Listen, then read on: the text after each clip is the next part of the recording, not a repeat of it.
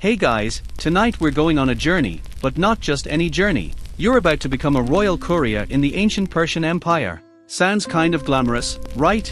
Don't get too excited though, you might not survive your first day. Especially if your horse riding skills are questionable, you have no sense of direction, or you're deathly afraid of dogs. So, before you get comfortable, take a moment to like the video and subscribe, but only if you genuinely enjoy what I do here. And drop a comment below to let me know what city you're listening from and what time it is right now. I love seeing where you're all tuning in from while drifting off to sleep. Now, dim the lights, maybe turn on a fan for that soft background hum, and let's ease into tonight's journey together. You open your eyes to a pale grey-blue dawn. A long, dusty road stretches ahead of you, its edges still shrouded in morning mist. Somewhere in the distance, you hear the soft clatter of hooves and catch the flicker of light from an early post station. You're not just passing through, you're part of this. A courier, a royal one. Strapped across your chest is a leather belt, and dangling from it is a small bronze medallion.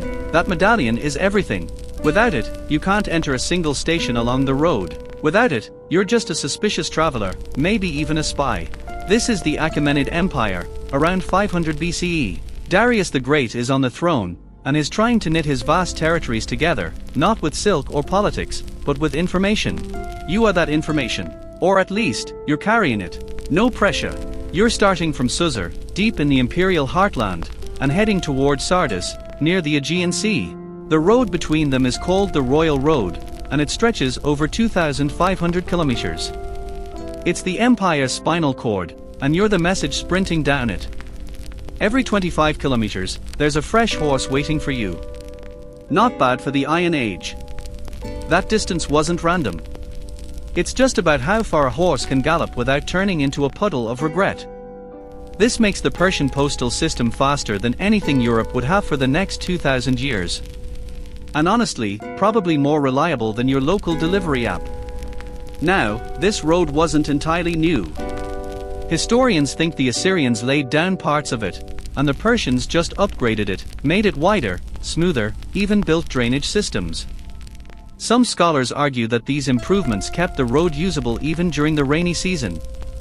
Others say that's a bit of royal propaganda and that it still turned into a slushy mess every spring. Academic debate continues. With each step you take, you're walking in the hoofprints of hundreds of messengers before you. The road is rutted in the center, its stones polished by years of leather soles and metal wheels. You don't need a map, this route is so straight and clear it practically navigates itself. At every station, someone will point you in the right direction. Think of it as ancient turn-by-turn directions, minus the voice assistant. Up above, a hawk circles lazily over the hills. The sun is starting to lift over the horizon. The Empire is waking up, and so are you. Inside your satchel is a clay tablet. Not a letter. Not paper. A literal clay tablet, etched in cuneiform. It's heavy. Unmistakably official. This message came from the king's court. It's meant to reach someone who might live weeks away on foot, but thanks to you, it'll get there in just over a week. You wonder, not for the first time, why you signed up for this job. You could be selling goat's milk or weaving carpets back in the city.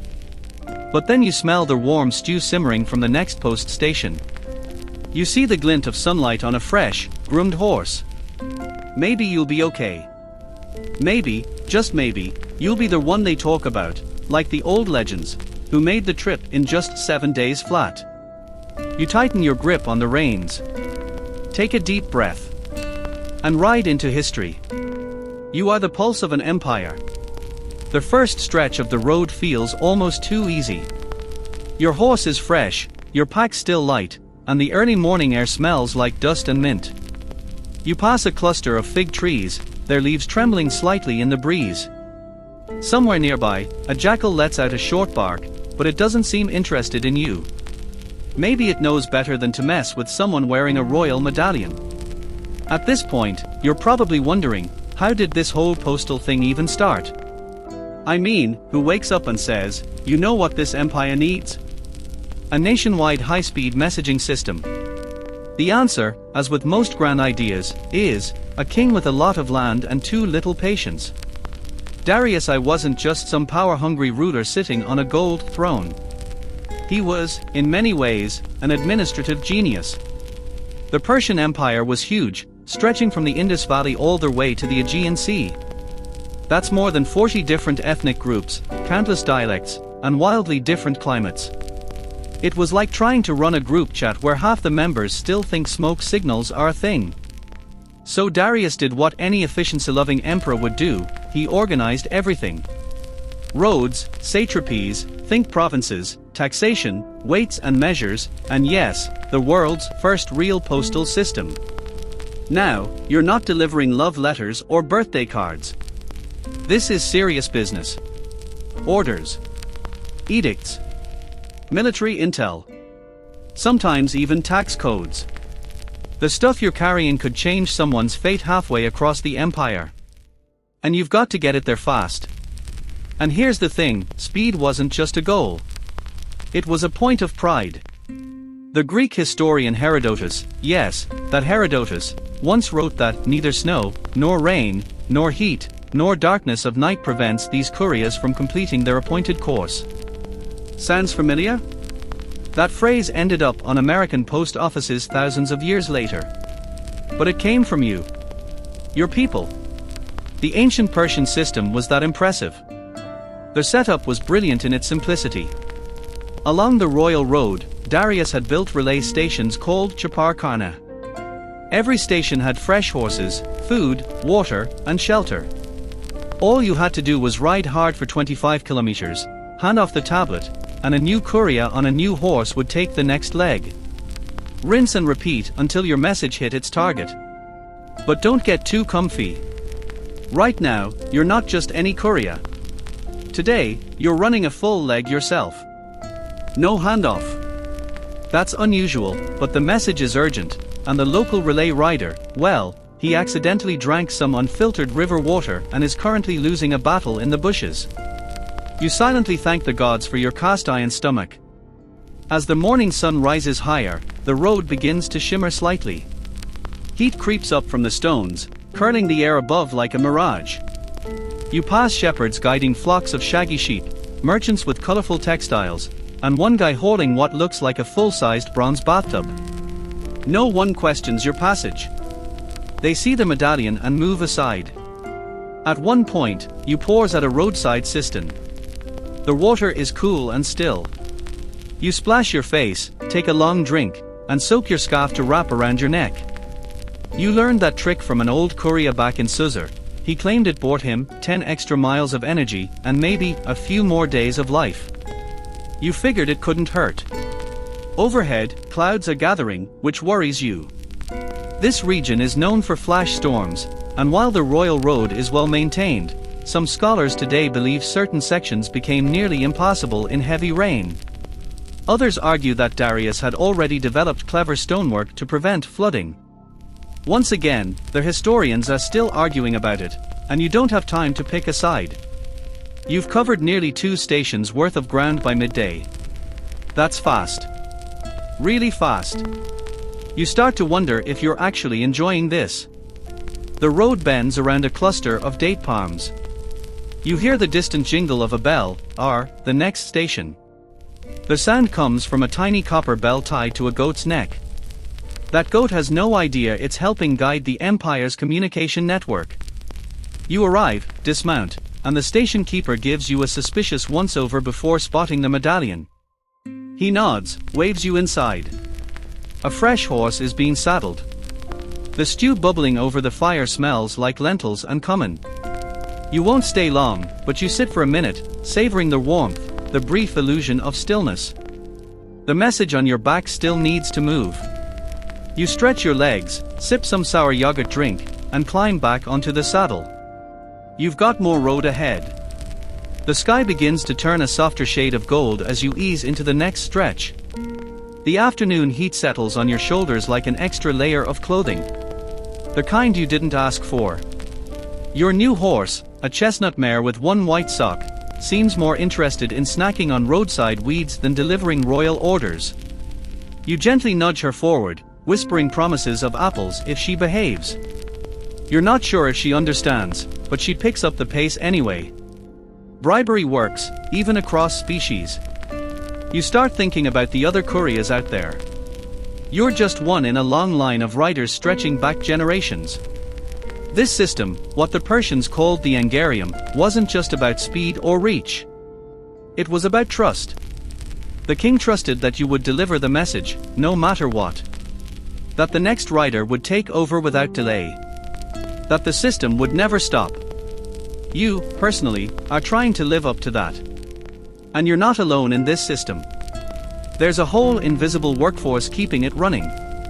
Station keepers, horse breeders, supply guards, road inspectors. People who never ride a meter of the route but keep everything moving. Kind of like those folks who restock vending machines. You never see them, but your 3 a.m. snack wouldn't exist without them. The Persian bureaucracy was, frankly, massive. And impressively organized. Each relay station had to log your arrival time, the message you carried, and the exact moment the next courier left. Miss a stop. Late by an hour? Someone would know. And if you made record time, that too would be noted, maybe even bragged about at court. Now, the records we have today are limited. Some clay tablets survived, others didn't. Archaeologists still argue about how much of the system was standardized and how much varied from region to region. Some claim the stations had formal buildings and stables, others think they were more like glorified tents with a nice fence. The truth? Probably somewhere in between. As you ride, you start to notice small details that tell you you're in a new satrapy. The mile markers are carved slightly differently. The guards at the road checkpoint wear a different crest on their tunics. Even the stew at the last station had a different spice mix, more coriander, less garlic. It's a subtle reminder that while the empire is unified, it's far from uniform. You cross a narrow stone bridge over a slow-moving stream. The water glitters like scattered silver, and a frog lets out a lazy croak as your horse clops past. For a moment, it's almost peaceful. And then you hear shouting. You pull the reins, slow to a stop, and peer around a bend in the road. A cart has toppled, its axle broken clean in two. A man is frantically waving his arms while another tries to lift a wheel that looks twice his size. Their donkeys have decided this is a great time for a nap. You weigh your options. Stop and help, or ride on. As a royal courier, you're technically allowed to ignore everyone. You're on official duty. But you also know that these people may need help you can give, fast. You dig into your pack and toss them a spare leather strap you've been carrying since Suzur. For binding the axle, you call out. The man looks up, surprised, then bows slightly. You don't wait for thanks. You're already moving again. The road is long, and the message doesn't pause for broken carts. As the sun sinks lower, casting long shadows across the hills, you find yourself humming a tune. Something you picked up at a market in Babylon. A woman had been selling dyed wool and singing softly as she worked. You didn't catch the words, different dialect, but the melody stuck. You hum to the rhythm of the horser's gait, and the road hums back beneath their hooves. You pass a stone mile marker, just a rough post with a symbol scratched into its surface. You've covered nearly 200 kilometers today. That's what the Angarium can do. Move news, secrets, and stories across a continent in days. You glance up at the sky. Evening is near. And somewhere far ahead, someone is waiting for the words you're carrying. Twilight wraps around you like a soft cloak. The sky turns from gold to lavender to that deep, velvet blue that means you should probably stop soon, but you don't. Not yet. The message is still warm in your satchel, pressed against your back like a quiet heartbeat. And anyway, you've got at least one more relay station before night fully settles in. Your horse seems to know, too. Her ears twitch less, her stride steadies. You both fall into a kind of rhythm, hoofbeats, breath, heartbeat. A pace you could ride for days. Which, historically speaking, you might have had to. Some sources suggest that elite couriers could ride over 400 kilometers in just a few days, depending on terrain and urgency. That's like sprinting from London to Paris and still making it home for dinner. But even the best systems had flaws. You pass a small outpost, not an official station, more like a roadside checkpoint. The guards there give you a lazy wave. They've seen plenty of couriers come and go. One of them shouts, "Any news from Suzor?" and you shake your head, partly because you don't answer questions and partly because you're not entirely sure what your message says. Security, you know. Still, part of you is curious. What if it's a royal decree moving armies? Or a census order reshaping tax zones? Or maybe it's just a letter from one noble to another, arguing about irrigation rights. Doesn't matter. You're the thread, not the fabric. You carry it. You don't interpret it. The wind picks up slightly as the land flattens out. You've left the foothills behind, and now the road stretches out like a ribbon across the plains. The kind of road that makes you feel small. But not unimportant. You start thinking about the road itself, the royal road. The lifeline of the empire. Built over older trade routes and expanded during Darius's reign, it stretched over 2,700 kilometers from Suzor to Sardis. That's more than halfway across the known world at the time. And it wasn't just functional. It was designed, measured, surveyed, maintained. There are still debates among archaeologists today about exactly how the road was paved. Some say compacted earth and gravel, others claim large stone slabs in key sections. And then there are the myths. One later traveler swore he saw a lion-shaped statue every 100 steps. No one's ever found proof, but hey, maybe they just walked past the wrong 100 steps. The Persians didn't invent roads, of course. But they took the idea and turned it into an institution. Kind of like how someone didn't invent coffee but decided, let's open 10,000 cafes and give them Wi-Fi. You pass an old well beside the road, covered by a crooked canopy of reeds. It smells faintly of sulfur, so you skip a drink. You learned that lesson the hard way 2 summers ago, one bad sip, and you were riding sideways for 2 days. Ahead, you see lights flickering. The next relay station. You feel a weird mix of relief and reluctance. Part of you wants to rest. The other part wants to keep going. It's a strange addiction, this forward motion. The station is modest. A low stone building with a thatched roof and a corral off to the side. A sleepy man steps out as you arrive, holding a lantern shaped like a squat owl. He checks your medallion, offers a grunt of approval, and gestures you inside. The warmth hits you immediately. A brazier glows in the corner, and there's a pot of something thick and bean-based bubbling beside it. You're handed a bowl, a blanket, and a fresh scroll to log your arrival time. You scroll your name, well, your courier name, and the time, using a stylus worn so smooth it feels like butter. Someone snores from a cot in the far corner. You sit near the fire, stretching your legs. Your knees crack like old door hinges. You rub a sore spot on your ankle and watch the flames flicker. This is the in-between space. You're not writing, but you're not done. Like a comma in a sentence you didn't write. You finish your stew, leave half a date cake on the table as thanks, and move toward the sleeping cot they gesture you toward. You won't stay long. Just a nap. Maybe 2 hours, max. Your eyes start to close. And even though you're not quite sure what your message says, you dream of someone reading it. Somewhere, tomorrow. You wake up with a dry mouth and a crick in your neck. There's that one weird moment where you don't quite remember where, or even when, you are. But then the scent of ashes, damp saddle leather, and someone's leftover onion flatbread snaps it all back into focus. Right. Relay station. Persia.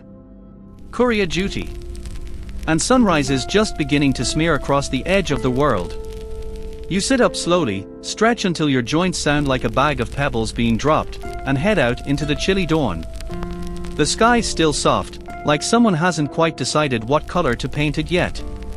You're handed a new horse, a sleek black stallion with an attitude that suggests he's seen things. His name is something that sounds like as in. Might mean storm in median. Or grumpy. Hard to say. You mount, check the satchel, message still there, still sealed, and head back onto the royal road. The stones feel colder this morning, and so does the air. There's something comforting about that, like the empire is quietly waking up with you. Here's the thing they never tell you about the Persian postal system: it's not just about logistics. It's about timing. Every message had a rhythm: how long it should take, when it should arrive, how many stops along the way. And if you were too early, that could be just as bad as being late. You don't want a tax decree arriving before the satrap is ready to enforce it. Or news of a royal birth getting there before the celebration is planned. Timing is part of the message. You ride like a musician keeping tempo. Historians still argue about how precise this rhythm really was. Some believe they used water clocks to track official timing. Others think it was more informal, based on sun position, distance estimates, and the courier's own judgment. The truth probably lived somewhere between clockwork and chaos. You pass an old man walking the opposite way with a bundle of twigs strapped to his back. He gives you a nod that says, "I see you, speed demon," and you raise a hand in greeting. The sun climbs higher, painting the dry hills in tones of brass and rose. You pass shepherds guiding woolly clumps of sheep across the road like fluffy clouds with legs. They part respectfully, used to your kind by now. The Angarium was sacred in a way, untouchable, unbothered. The equivalent of having your own siren lights, minus the noise. You pause to water the horse near a roadside pool. A few other couriers are already there, 2 from the east, 1 from somewhere coastal, judging by the salt stains on his sleeves. No one talks much. But there's a kind of unspoken solidarity. You're all fragments of the same enormous whisper, carried from one end of the empire to the other. You look at your reflection in the water. Dusty, sun-touched, a little more tired than yesterday. But alive. Alert. Part of something. A distant bell rings, one of the road markers that indicates distance traveled. The Persians used bells, stones, and even coded flags at times to mark waypoints. Some think this system inspired later Roman milestones. Others say it's a coincidence. Another thing scholars still debate: sipping tea in well-lit libraries while you ride through goat traffic. You ride on. Somewhere along the next ridge, you spot a tower. Thin, whitewashed, with a beacon platform at the top.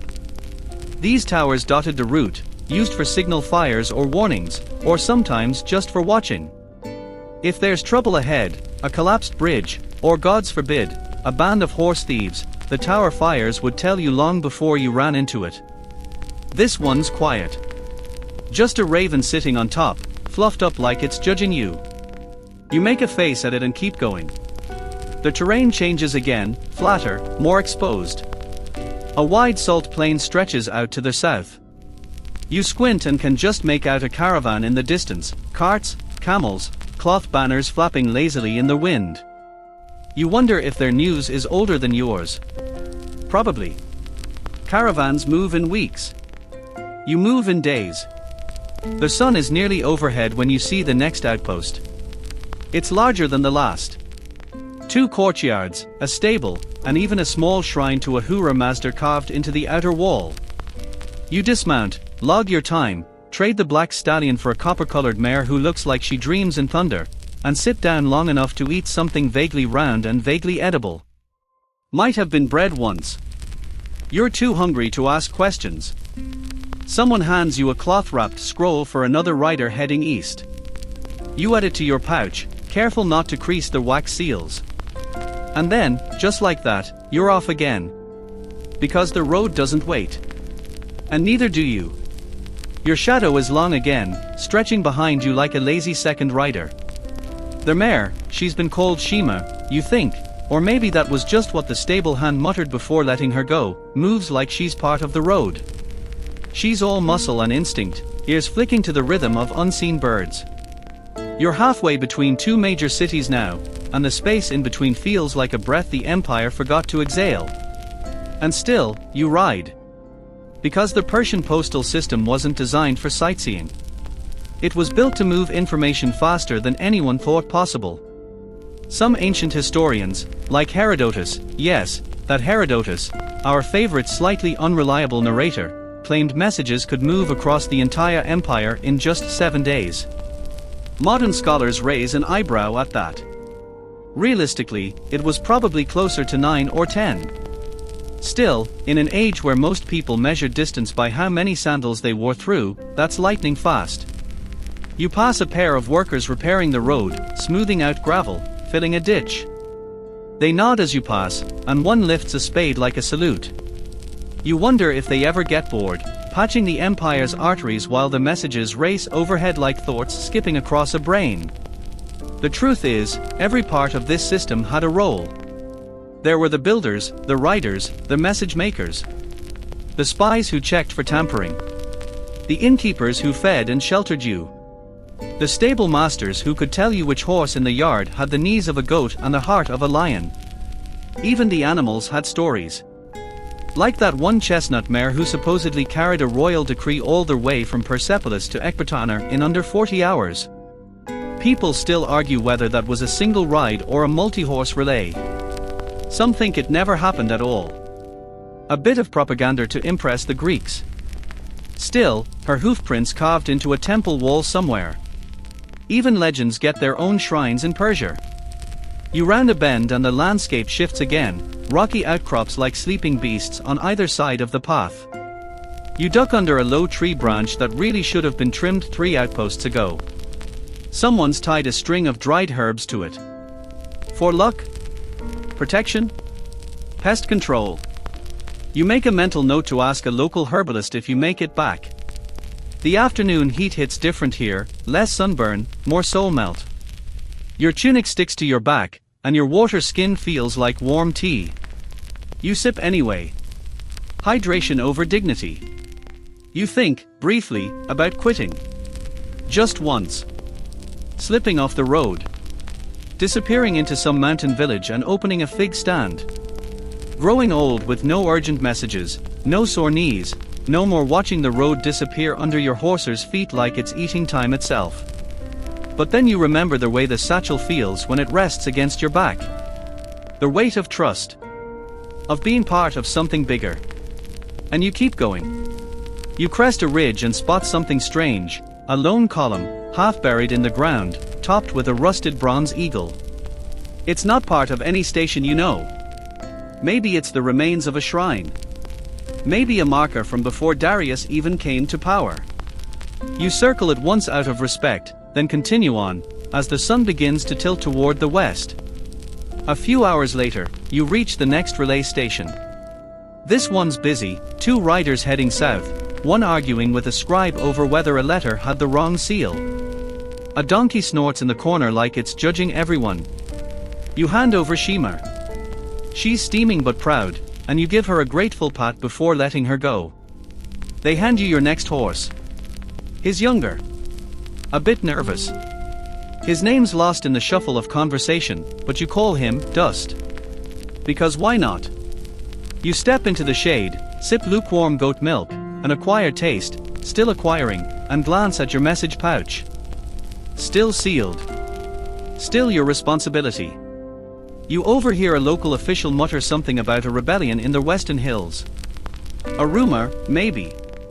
Or something real. Either way, you're not carrying that message. Yours could be a trade update. Or a poem. Or both.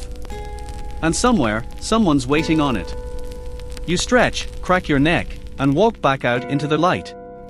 Dust stamps his feet, ready to go. And so, you ride on. By now, you can almost hear the rhythm of the hooves in your bones. Thud thud thud paws. Thud thud. A breath. A twitch of the reins. A flick of the wind against your ears.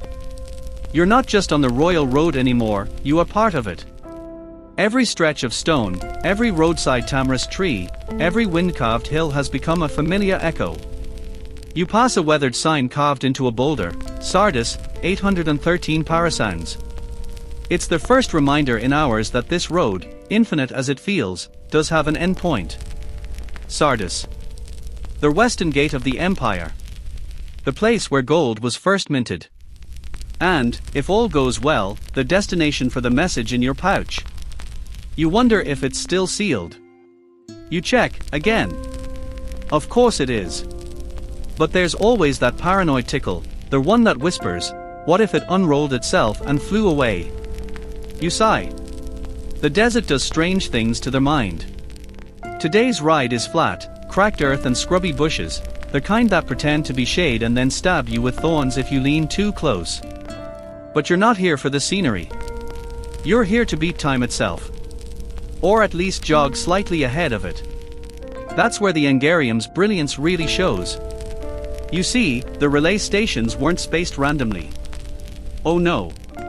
According to what modern historians piece together, often from stone fragments, travel journals, and one Greek who may have exaggerated a little, those stations were placed roughly a day's ride apart for a fresh horse, or sometimes even less if terrain demanded it. Each stop was calibrated to rider fatigue, horse stamina, and terrain. It's the kind of obsessive planning that only happens when your king is both a control freak and genuinely concerned that grain tax reports make it to Persepolis before the wheat rots. Scholars still argue about how many stations existed. Some say there were over 100 between Susa and Sardis. Others say that number is inflated. There are debates about whether couriers rode the full length or only in segments, like a very intense ancient relay race. Spoiler, it was usually the latter. Nobody's hamstrings are that heroic. You feel a fly land on your cheek. You swat. Miss. It returns, more determined.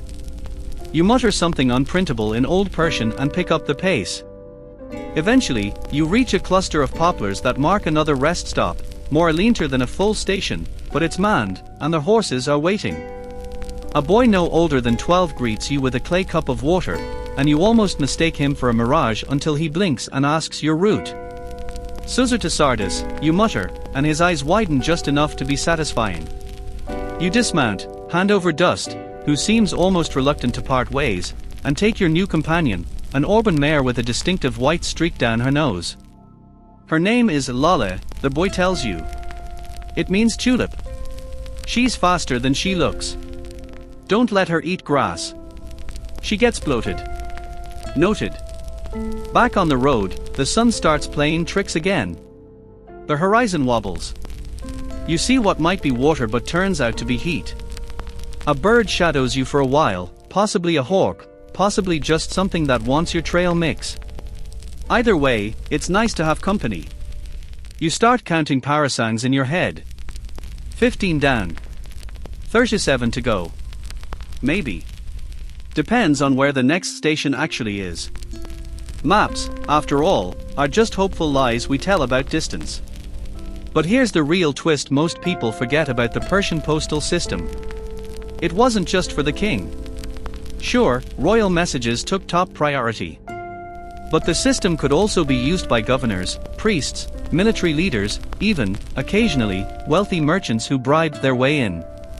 The road wasn't just for top-down orders. It carried whispers up from the provinces, too. News of a plague. A priest's dream. A trader's warning. The empire was stitched together by these messages. And you, dear rider, are the needle. You spot a marker stone covered in bird droppings. It's the only proof you're still on track. The mare snorts like she's questioning your route. You reassure her with a soft pat and press forward. The wind picks up dust. You pull your scarf over your mouth. Everything tastes like baked clay and dry wind. Your lips crack. You don't complain. Well, maybe a little. But only in your head. Then, like a blessing from Ahura Mazda himself, you spot it, the next station. Actual walls. A proper gate. Even a fig tree. Luxury. You ride in like the champion of punctuality, dismounting with a slight limp that no one needs to know about. The satchel's still safe. You trade horses again. This time, they give you a stallion who looks like he dreams of war crimes. His name, fittingly, is Gors, the word for mace. You sigh. It's going to be that kind of day. But still, you ride on. You name the blisters on your hands. Not because you're particularly sentimental, but because by now, you've formed a weird little bond with them. This one, on your palm. That's Darius. Predictable, a little painful. The one on your left thumb. Definitely cold, sticky. Don't ask. The miles blur together now. The royal road unwinds beneath you like an endless scroll, and you, the poor scribe, are condemned to read it all. Gors, your current horse, is a menace. Not in the throws you into a ravine kind of way, he's too professional for that, but in the quiet way that makes you feel judged. He snorts at every bump in the road. Refuses to trot. Only gallops or refuses to move. No in between. But wow, can he fly? You're halfway across a dry plateau when he hits full stride, and it feels like the world itself starts folding under you. Wind whips past. Your eyes tear up. You feel like you're racing the sun. You have no idea what the message in your pouch says, but if it asked for speed, you've nailed it. Let's talk about the messages for a moment. These weren't scrolls of parchment tied up with twine and good intentions. Many messages were written on clay tablets, or thin strips of leather or papyrus, sealed with wax, stamped with the royal sigil. Tampering with one wasn't just frowned upon, it was treason. And treason, in the Achaemenid Empire, didn't come with a polite warning. It came with consequences. The kind you really didn't want to meet. Of course, historians debate how often regular postal couriers actually carried top-level state secrets. Some argue they mostly ferried updates about taxes, crop reports, and troop movements. Others think the system had multiple tiers, some visible, some hidden in plain sight. There's even a theory that some messages were coded into poetry or song. Imagine galloping across a continent with a haiku that secretly declares war. The truth? We don't fully know. And isn't that kind of nice? You slow at a creek crossing. Gors makes a face like water is beneath him, then drinks anyway. You dismount, stretch your legs, and admire the view, scrubland fading into the distance, a few stubborn wildflowers pushing through the dust. One of them is purple. You think it might be edible. You decide not to test it. Then, you notice the milestone marker. It's older than the rest, carved with a mix of cuneiform and old Persian. The stone's worn, tilted, as if it's tired of standing. But the message is still clear enough to read. To serve the empire is to race the stars. It hits you in the chest a little. Not because it's poetic, though it is, but because you realize someone carved that centuries ago, and now, here you are, living it. Dusty. Half-thirsty. In need of a new pair of boots. But you're racing the stars, just the same. You get moving again. Next station, a fortified compound tucked beside a rock face. Bigger than most. It's used for special dispatches, which means more guards, more paperwork, more waiting. You show your satchel and your identification token, an engraved metal disc with the imperial lion crest. The guard squints at it, then squints at you. You squint back. A squint-off ensues. Eventually, they let you in. Inside, a scribe takes down your name, your route, and the condition of your last horse. You say judgmental, which earns you a confused look. You rephrase it to a spirited, and they nod, pretending that made more sense. While they prep your next mount, you're allowed a quick meal. Bread that could double as armor.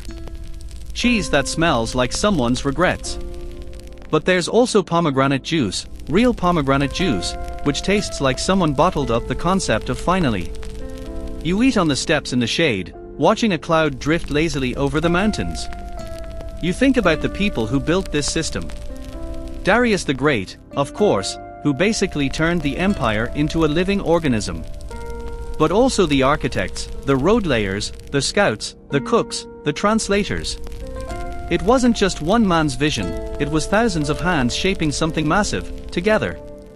And somehow, now, it's your turn to hold the thread. A bell rings, your horse is ready. This one's called Parvarise. He's smaller, stockier, with a gait that suggests he once broke a soldier's toe just for standing nearby. You like him instantly. You mount up. Another breath. Another ride. Another chance to race the stars. Parvarise turns out to be a quiet genius, He doesn't gallop so much as glide. Like he's got the entire topography of the empire memoized and knows exactly where the softest part of the dirt lies. You hardly have to steer. Just a gentle nudge here, a soft whistle there. He handles the rest like a seasoned diplomat. The landscape changes again. Hills roll into forests, and for a moment, you find yourself wondering if you're still in Persia at all. The trees crowd in like curious strangers, branches whispering overhead. The path narrows. Your speed drops. You lean low over the saddle, instinctively quieter, as if the woods might hear you and change their mind about letting you through. This part of the royal road feels older. More ancient than the others. Maybe because it follows an older trade route that predates the empire itself. Some historians believe parts of the royal road were adapted from paths used by the Elamites, even the Assyrians before that. You wonder if a courier like you, same tired eyes, same sore thighs, once rode through this same forest 2,000 years ago. There's a milestone up ahead. But it's broken in half buried in moss. The only thing still visible. A single carved word, wind. You don't know what it means. You don't try to. That's the thing about history, it doesn't always come with a neat label. It just leaves behind fragments, and it's up to people centuries later to argue about what they were for. You smile at that. Somewhere, right now, a team of historians might be squinting at an artifact you just passed like it's a Sudoku puzzle. Bless their hearts. You push on. The forest eventually gives way to open fields dotted with little stone huts. Farmers wave as you pass, and one little kid runs alongside your horse for a bit before tripping dramatically, like it's part of a daily routine. You wave back, resisting the urge to toss him a bit of dried fruit. Your last snack pouch was mysteriously emptied last night, probably by a raccoon, or possibly by you sleep-eating again. Your next station is a modest one. A single tower, a small stable, and one bored-looking official who seems shocked you're still alive. You dismount, hand off the satchel, and stretch your legs like you're trying to touch a star. Inside, a fellow courier is already resting. She's older, sharper, and looks at you like she can smell the rookie on your boots. You try to strike up a conversation, but she waves you off and mutters something about too many riders with too few stories. You like her immediately. You sip something vaguely herbal and ask one of the station clerks about the communication speed across the empire. They look surprised, then grin, like someone finally asked them their favorite subject. In ideal conditions, they say, messages can travel from Suzor to Sardis in about 7 days. You blink. That's over 1,500 miles. For comparison, modern mail systems in certain parts of the world didn't achieve that kind of efficiency until the 19th century. And this? This was the 5th century BCE. Before coffee. Before clocks. Before autocorrect. This ancient system, road, riders, stations, timing, trust, functioned with remarkable precision. A bit of imperial funding didn't hurt, of course. But mostly, it was a triumph of human coordination. Every station had to be in sync. Horses had to be cared for. Riders trained. Messages guarded. It's the kind of logistics that would make modern project managers cry out of both admiration and envy. You're starting to feel pretty cool about yourself. And then a passing stable hand accidentally splashes muddy water on your leg. Confidence? Gone. Just like that. As dusk settles in, you climb to the top of the station's watchtower. The view up here is ridiculous.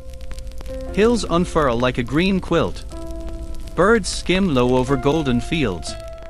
And far in the distance, the royal road glints faintly in the last light of the sun, like a thread someone forgot to snip. It hits you again, this quiet ore. You're a speck on a map that once held the greatest empire the world had seen. An empire that stretched from the Indus Valley to the Aegean Sea. That spoke dozens of languages, housed countless cultures, and yet somehow, built a system that could carry a message from one corner to the other without the sender losing their mind.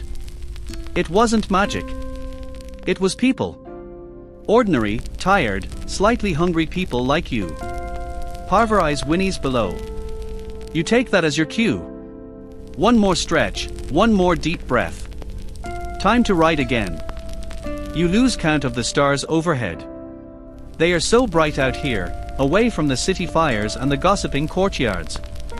Out here, the night sky looks less like a ceiling and more like an ocean, and you're a tired little boat sailing across it with only hooves for oars. Parvarize trots patiently, navigating a stretch of moonlit road that seems carved from silver. You swear even the gravel sparkles a bit. Maybe you're just tired. Maybe the Empire actually had glitter roads and forgot to put it in the records. Stranger things have happened. You're headed into Media now, the heartland. Fertile valleys, snow-capped mountains in the distance, and a history deeper than most people's family trees. This was once a kingdom of its own, long before the Persians rose to prominence. The Medes were proud, organized, and fond of tall hats. Don't laugh. The hats were a status symbol. Also, warm. Historians still argue over how much the Medes influenced the Achaemenid system. Some say the Persians borrowed heavily from their administration and military styles. Others think the Persians just kind of nodded politely, then did their own thing. As usual, the answer's probably somewhere in the middle: blended systems, fused traditions, and long dinners where nobody agreed but everyone kept eating. You pass a roadside carving, a tall figure, arms outstretched, flanked by winged animals. It's worn down, but the silhouette still gives off that ancient authority vibe. Like it's judging your posture. You straighten up without meaning to. The road gets steeper now. Not dramatically, but enough that Parvarize starts making those quiet huffing noises, which you've come to interpret as, this had better be important. You dismount to give him a break, walking beside him as the incline bites into your calves. The air up here is different, thin, crisp, and laced with something piney. There's no one else in sight. Just you, your horse, and the sensation that you're moving through a place that remembers things. And maybe you are. This section of the royal road crosses what used to be sacred land. Shrines once dotted the hillsides, built by local clans before the empire even had a name. Some of them were later incorporated into Zoroastrian fire temples. Others vanished into the dirt, leaving behind stone foundations and rumors of very polite ghosts.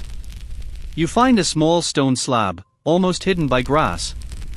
Kneeling down, you brush it off and discover a simple carving, no words, just a pair of hands holding a flame. It's beautiful in a quiet, stubborn sort of way. You sit for a minute. Not long. Just enough to feel the stone's coolness beneath you, and the hush of wind over the ridge. You're not religious, not really, but something about this place feels like it deserves a moment of silence. Parvarize waits. Even he seems less antsy here. Eventually, you both move on. The next postal station is tucked into a valley that wasn't on your original map. It's a backup one, part of the redundancy system that made the Persian courier network so efficient. When snow or floods blocked the main roads, these alternative posts kept things running. Most empires would have said, "Oh well, guess the message will be late." The Achaemenids said, "Build more roads." And that, right there, is what made their system legendary. It wasn't just the scale. It was the strategy. Each relay station had designated staff, ready-to-ride horses, fresh water, simple meals, and a well-practiced rotation. Riders were expected, even if they didn't show up for days. Some stations recorded weather patterns to anticipate delays. Others coordinated with local governors to reroute messages when political situations got dicey. In short, the Persian system ran like a dream, most of the time. You reach the valley station and hand off your satchel. This time, the official on duty actually smiles at you. You wonder if that means the message was especially important, or if he's just had a good lunch. Either way, it feels nice. Inside the station, there's a map pinned to the wall. Not a modern one, of course, but detailed enough to show the vastness of your route. Looking at it, you realize something a little strange: you're almost halfway through your journey. You should be exhausted. Well, you are exhausted. But more than that, you're proud. Not loudly. Not like a drumbeat. More like the quiet hum of something earned. Something old. Parvarize snorts softly outside. Probably dreaming of better riders with softer spines. You chuckle, stretch your back, and make a mental note to rub some oil into the saddle before it turns into a medieval torture device. The night deepens. Another stretch lies ahead. And you keep going. Because somewhere out there, someone's waiting on a message. And you're the one carrying it. You're starting to realize something, your sense of time is completely shot. Days don't feel like days anymore. They feel like layers of dust and sun and hoofbeats and half-remembered conversations with stable hands who all look vaguely like your cousin. You're not even sure what month it is. Spring? Late winter? Eternal Korea season? But that's okay. Because now you've entered Cappadocia, and this place is so strange, it makes the rest of the empire feel like a training level. At first, the landscape looks familiar, rolling hills, reddish earth, a few stone buildings hunched like elderly camels in the distance. And then, like a magician revealing a trick, the land just opens up. You find yourself surrounded by tall, conical rock formations that look like they were designed by someone who had never seen a rock before. You're not sure if you're in a valley or an alien amphitheater. And yes, people live inside them. You dismount to stretch your legs and peek into one of the carved-out homes. It's surprisingly roomy, cool, shaded, even cozy in that, if you ignore the bats, kind of way. A woman inside waves at you as she bakes flatbread over a clay oven. You wave back, still trying to process the fact that her living room is basically a cave, and she looks completely unfazed. The Persian Empire didn't just conquer cities, they absorbed landscapes, lifestyles, and all the weird architectural choices that came with them. Here in Cappadocia, people had been carving their homes out of soft volcanic rock for generations. When the Persians came, they didn't force them to stop. They just made sure the mail could still get delivered on time.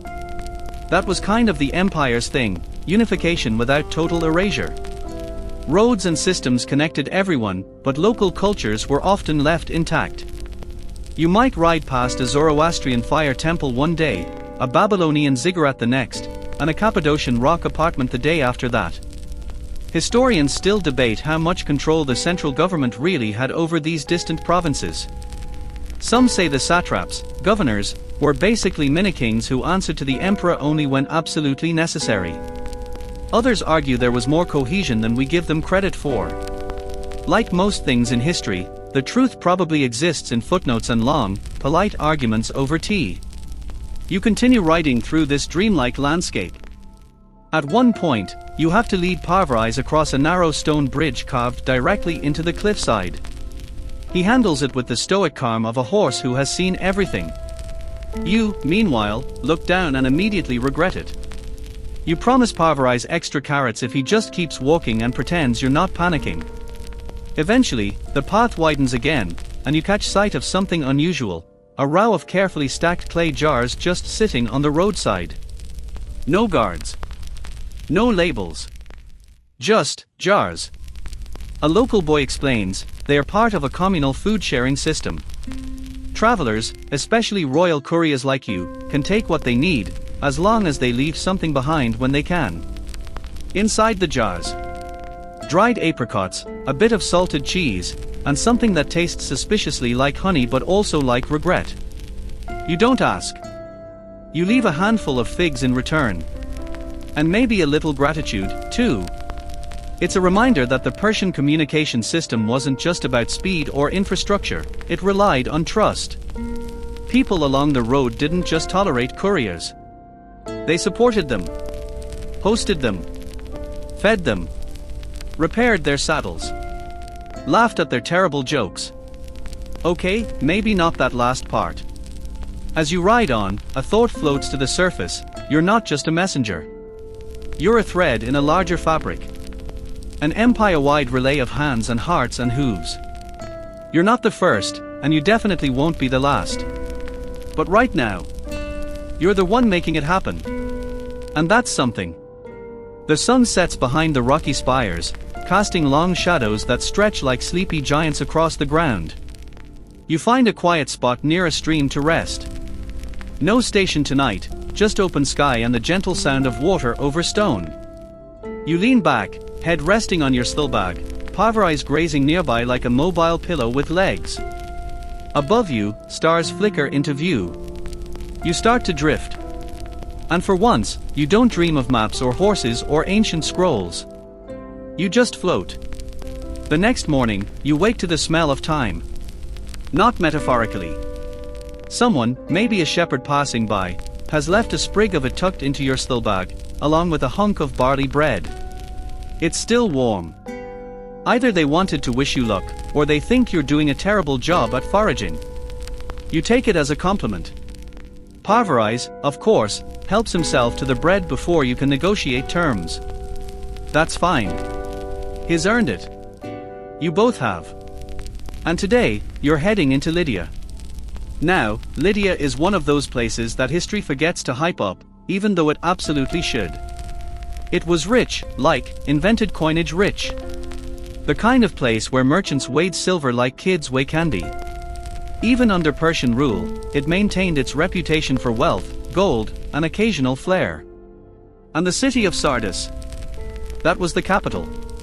Imagine gold rooftops, marble columns, and alleyways filled with gossip louder than a festival trumpet. The royal road runs straight into Sardis, and for a brief, shining moment, you feel like you're entering a fancier dimension. You trot through the city gates, trying to look dignified while also covered in 3 layers of trail dust. Spoiler, it doesn't work. A fish seller gives you a look that says, "You need a bath, but I respect the hustle." Inside the city, the roads are smoother. Stone paved. Carefully maintained.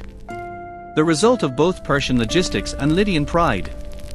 And while the satrap here technically reports to the king back in Persepolis, it's clear that Sardis operates with its own rhythm. A little more luxury. A little more theater. A lot more peacocks. Yes, peacocks. Just wandering around in the courtyards like they own the place. Which, to be fair, they kind of do. Nobody seems to question it. You reach the main postal compound. It's significantly larger than the previous stations, more like a full-on headquarters. Couriers come and go. Horses are groomed in perfect sync. There's even a small area for scroll copying and emergency ink refills. Someone offers you a basin of water, a clean tunic, and, miracle of miracles, soap. You take a long breath. And then dive headfirst into hygiene. After you're clean and slightly more human-shaped, you meet the local administrator, a meticulous woman with the air of someone who could sort a battlefield with a single glance. She checks your seal, verifies your schedule, and nods approvingly. Then she hands you a new satchel. It's heavier. More important. You don't ask what's inside. That's not your job. But based on the triple knot and the extra ribbon seal, it's definitely not a shopping list. She gives you one piece of advice before you leave: avoid the coast road. Too many amateur poets. You're not entirely sure if she's joking. You choose to believe she isn't. Back on the road, the landscape starts to shift again. Fewer hills now. More vineyards. You pass clusters of olive trees that look like they've seen empires rise and fall and still refuse to grow in straight lines. The air smells different here, sun-baked and herbal, like old scrolls left in a spice market. There's a rhythm to this part of the empire. A slower one. Merchants ride beside you for short stretches, chatting about fish prices and upcoming festivals. A pair of musicians pass by on a cart, playing something that sounds like a cross between a lullaby and a weather forecast. One of them winks at you. You pretend not to be flattered. Here's the thing, even though you're just one rider, the people along the way treat you like you're part of something bigger. And you are. The Persian courier network wasn't just for emperors and generals. It connected bakers to buyers, artists to patrons, parents to sons fighting on distant frontiers. It made the empire feel smaller. More human. And that might be the most impressive part of all.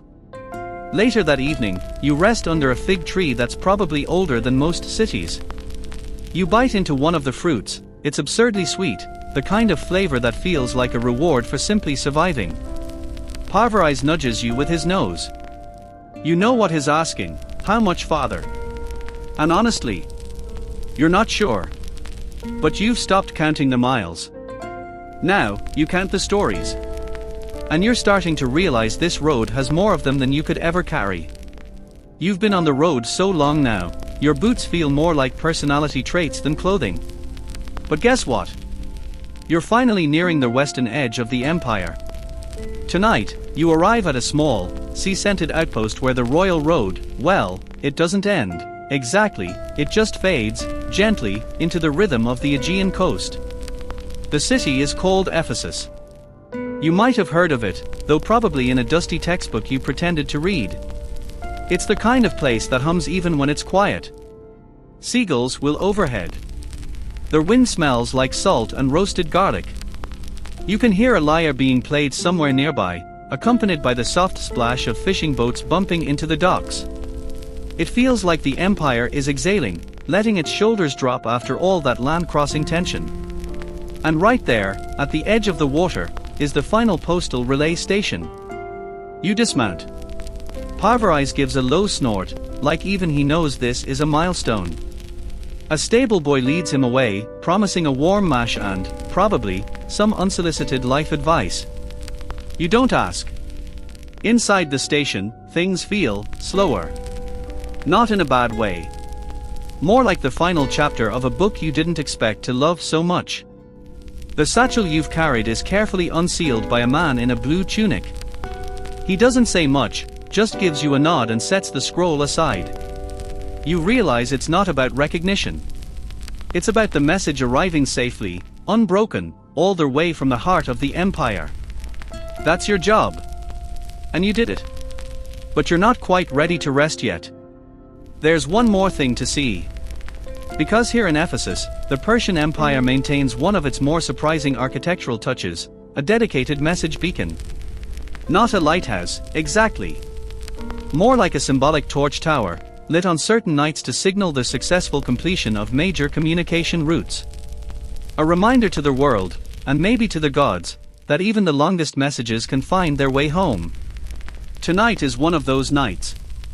So you climb the narrow staircase to the top of the tower, each step echoing with a kind of sleepy satisfaction. At the top, an old man with wild eyebrows hands you a torch and gestures toward the brazier. Go on, he says. You've earned it. You light it. And as the flame catches, something strange happens. The wind still blows. The waves still slap against the stone. But the city, Ephesus, ancient and ever-shifting, feels like it holds its breath for just a moment. You watch the flame dance, casting long shadows out over the harbor. Somewhere out there, someone else will see it. Maybe a ship's captain. Maybe a courier returning eastward. Maybe no one. But it's there.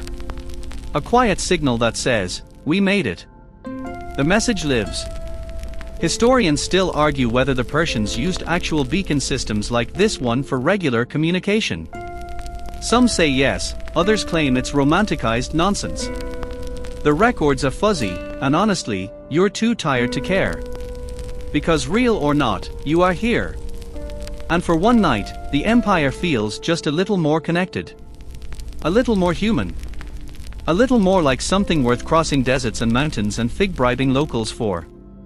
You sit for a while longer, letting the torchlight warm your face. Below, Ephesus hums on, unbothered and eternal. And above, the stars begin to gather again, your old, flickering companions. You think about tomorrow. There's no royal scroll this time. No schedule to keep. Just an open map and a slightly less suspicious-looking tunic. But that's a story for another night. Tonight, you rest. It's strange, waking up without a deadline. You blink against the morning sun and realize, no satchel. No courier seal. No horse staring at you impatiently like you owe him oats and an apology. Just you, a borrowed room above a bakery in Ephesus, and the smell of sesame bread rising below. This is what retirement tastes like. But don't get too comfortable. Because here's the thing, once you've traveled the royal road, it doesn't leave you. Not really. You start seeing roads everywhere. You find yourself estimating distances by how many horse changes it would take. You catch yourself evaluating how relay station worthy a village might be. You've become, without realizing it, a logistics nerd. And as you're sipping lentil broth at a cafe facing the harbor, yes, it's breakfast, but no one's judging, you overhear a philosopher type loudly explaining how letters take months to reach Babylon. You nearly choke on a chickpea. Because no, they don't. Not if you know what you're doing. So you lean in and gently correct him. Explain the station system. The horse rotations. The night relays. You don't mean to brag, but you do describe, in generous detail, the time you crossed Anatolia in less than 9 days. By the time you finish, half the cafe is listening. The philosopher is furiously taking notes. Someone tips you a date pastry. And just like that, you're a mini-celebrity. This, too, is part of the Persian postal system's legacy, its stories. Because while the empire used it to send royal orders and tax updates, you used it to collect glimpses of the entire known world. A boy in Susa writing to his brother in Sardis. A satrap in Bactria sending for a new architect. A queen ordering more turquoise from Egypt. All of it flowing across this invisible, meticulously engineered web. And the people who made it work. They weren't just runners and writers. They were storytellers. Even Herodotus, yes, that Herodotus, their father of history, himself, was obsessed with the Persian post. He wrote that nothing mortal travels faster. A bit dramatic, but honestly, he had a point. Here's a fun detail most folks forget. The Persians even designed some relay stations to function as minions, complete with food storage, fire pits, and spare tunics. You've stayed in one with a domed ceiling painted like the night sky. Another was carved partially into a cliff. One even had heated floors. Heated floors. Take that, modern roadside motels. Some historians debate how standardized all this was. Was there really a uniform design? Or were stations customized by region? Records are patchy, and archaeologists still argue over half-buried foundations in Turkey. But whether or not the stations were identical, the system they formed was consistent, and that's what made it powerful. You didn't just move messages. You moved certainty. And that might be the rarest resource of all in an empire this vast. Later that day, you visit the edge of the market. There's a man selling old scrolls, copied and recopied, half-faded but still legible. Among them, a rough map of the royal road. It's missing sections, sure, and the artist had a liberal interpretation of scale, but you smile anyway. Because you know every ridge and river it crosses. Every bend in the path that leads from Sardis to Susa. You buy it, tuck it into your belt. Not as a souvenir, but as a memory. Because you're not just someone who heard about the Persian postal system. You were part of it. And while the empire will rise and fall and rise again in new names and forms, this network, this idea of connection, speed, and trust, will echo far beyond marble palaces or battlefields. In fact, centuries from now, when someone builds another vast mail system, guess who they'll study? Yep. Your people. Your road. Your torch in the night. You smile, and for the first time in days, you don't feel tired. You feel available. Like someone waiting to be asked, want one more ride? And the answer? Always yes. You thought that would be the end, didn't you? But no. Because history doesn't end with a map rolled under your arm and a pastry in your hand. Not when you've just found out that the Persian postal system didn't only change your life, it might have changed everyone's. You're in Ephesus still, spending time in one of those echoey little libraries near the Temple of Artemis. The kind with scrolls older than your grandmother's ghost stories and a librarian who glares if your sandals squeak too loud. You're flipping through a faded commentary written by some Greek merchant scholar. He's bitter about Persian taxes, but weirdly obsessed with their communication system. He writes something that catches your eye. It is not the sword that holds their empire together, it is the road. And suddenly, you get it. The Persians weren't just trying to move messages. They were trying to move power. Think about it, an empire the size of Persia, stretching from the Indus to the Aegean, couldn't survive just by waving swords or throwing money at provinces. It needed a nervous system. Something that let the brain at the center, usually a king with too much eyeliner, reach the fingertips at the very edge before something snapped. That's what the postal system was. You were a synapse. A heartbeat. And while you're sitting there in that dusty room, a sleepy young scribe starts asking you questions. You didn't mean to give a TED talk, but it sort of happens. You explain the standard travel time between Susar and Sardis, usually 9 days if the weather holds and your horse doesn't throw a shoe halfway through Cappadocia. You tell him how food and water were stored at regular intervals, how fresh horses were kept waiting, how riders carried a royal seal in a leather pouch as their badge and their shield. And then, he asks, why'd they go to all that trouble? You pause. Not because you don't know the answer, but because it's a big answer. Because reliability is power. Because when a satrap knows that a letter will reach the king in 10 days or less, he's less likely to rebel. Because when governors can send reports, troops can be moved more strategically.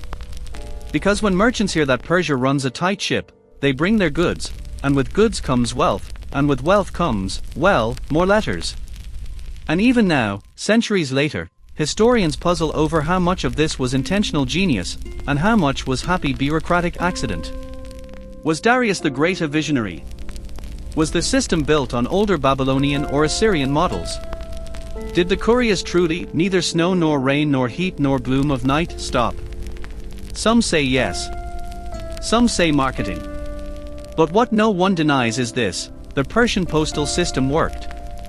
And it worked with a kind of elegance that modern civilizations still admire. The Romans copied it. Medieval kingdoms tried to imitate parts of it. Even the US Postal Service's unofficial motto is a poetic riff on Herodotus describing your people. So maybe your dusty boots and sore back were part of something bigger than you ever guessed. You close the scroll and stand up.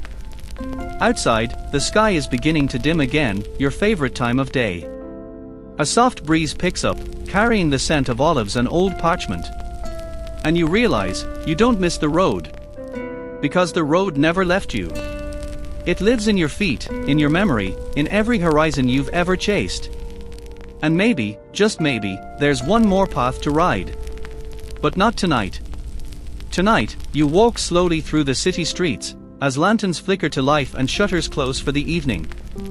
You nod to the cats, wave to the baker, and finally, settle under a fig tree near your inn, map in lap, eyes on the stars. The same stars you watched above the Zagros mountains. The same stars you raced under across Mesopotamia. The same stars that shimmered over every message you ever carried. And if you listen closely, you might still hear hoofbeats, far away, steady as a heartbeat, echoing down a road that never really ends. And now, the road grows quiet. The stars above are no longer markers of direction, just soft pinpricks of light guiding your breath to slow. Your shoulders, once tense from endless riding, now gently settle. The weight of 1,000 scrolls, 100 stations, and one vast empire begins to lift, drifting away like the desert wind at dawn. There's no message left to carry. No horse to saddle. Just stillness. You close your eyes, and the memories don't gallop anymore, they stroll. The thump of hooves has become the hush of leaves. And somewhere, far in the distance of your mind, the royal road stretches on, not to be traveled, but remembered. Because you've done your part. You ran the route. You carried the word. You were the quiet pulse of a living empire. And now, you rest. Sleep easy, courier of kings. The messages will wait. The world can turn a little slower tonight.